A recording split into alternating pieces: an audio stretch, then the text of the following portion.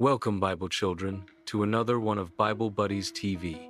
By Jason Video, today we are listening to Jephthah's sacrifice. Be sure to enjoy. Under the unforgiving sun, the desolate landscape of Gilead unfolds, bearing witness to fear and oppression. In the heart of Gilead, Israelite villagers huddle, their faces mirroring a deep-seated dread as Ammonite soldiers cast long, ominous shadows over their homes. On the periphery of the village, Jephthah stands isolated, his stern gaze betraying the bitterness of his ostracized existence. The air is thick with unspoken terrors, a suffocating tension that weighs heavily on the souls of the Israelites.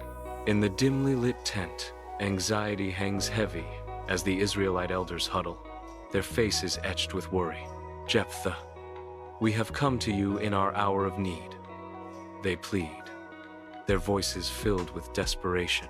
Jephthah stands apart, his expression guarded as he challenges. "Why come to me now, when you are in trouble? If you lead us to victory," the elders swear, "we will accept you as our leader, not just for the battle, but for life." Jephthah's gaze pierces through them. "You promise this? Before God and all who are here? Then I will lead you," Jephthah declares, his voice resolute. "Let us prepare for war." On the plains of Mizpah, Jephthah gathers the Israelite army. He kneels, head bowed in solemn prayer, his voice resonating with unwavering faith. Jephthah vows to God, promising a sacrifice upon his victorious return. His words hang heavy in the air, charged with religious fervor. The plains bear witness to Jephthah's unwavering commitment. On the battlefield, a brutal clash erupts between the Israelites and the Ammonites, their struggle echoing across the land. Amidst the chaos, Jephthah leads his troops with unwavering courage, his strength a beacon for the Israelites. Inspired by Jephthah's bravery, the Israelites surge forward, their momentum shifting the tide of battle. The Ammonites falter, their lines breaking under the relentless assault of the Israelites. Victory nears as the Israelites gain the upper hand, their unity and determination overwhelming their foes. In the stark confines of his tent, Jephthah kneels upon the earth, a solitary figure consumed by solemn prayer. Flickering lamplight casts dancing shadows upon his face, each flicker mirroring the inner turmoil that grips his soul. A deep furrow etches itself upon his brow, a testament to the heavy burden of the vow he has made. The weight of his commitment settles heavily upon him, a suffocating blanket of unease threatening to consume him. He grapples with the possible ramifications of his vow, each potential outcome a chilling specter haunting his thoughts. The flickering lamplight dances around him, and the shadows deepen, as if the very tent itself is holding its breath in anticipation. Beneath the sun's harsh gaze, a battlefield strewn with the remnants of war tells a silent tale of destruction. The Israelites stand as a united front, banners waving high, their triumph echoing across the ravaged land. Before them, the defeated Ammonites scatter in terror, their disorganized retreat a testament to the Israelites' might. Amidst the exultant chaos, Jephthah, the battle-hardened leader, rises above the crowd, a symbol of their hard-won glory. His loyal men hoist Jephthah onto their shoulders, celebrating him as the hero who delivered them to this glorious day. Jephthah is now towering above the cheering throng, the hero of the Israelites. Jephthah returns, his face etched with the complex emotions of victory and exhaustion. His daughter bursts forth, her joy radiant as she rushes to greet her father. She dances with unrestrained joy, a tambourine in her hand. The tambourine sings out as she approaches. Jephthah stops, his face now a mask of horror. The joyous homecoming transforms into a moment of dread. In his disheveled home, Jephthah stands, clothes torn and despair etched into his face. His voice cracks as he speaks of the vow he made, a promise he now cannot escape. "I have made a vow to the Lord, and I cannot break it," Jephthah says. His daughter listens, her face reflecting a dawning horror as the weight of his words sinks in. Softly she responds, her voice barely a whisper. "I understand, Father." The weight of acceptance hangs heavy in the air. a silent acknowledgement of the irrevocable vow.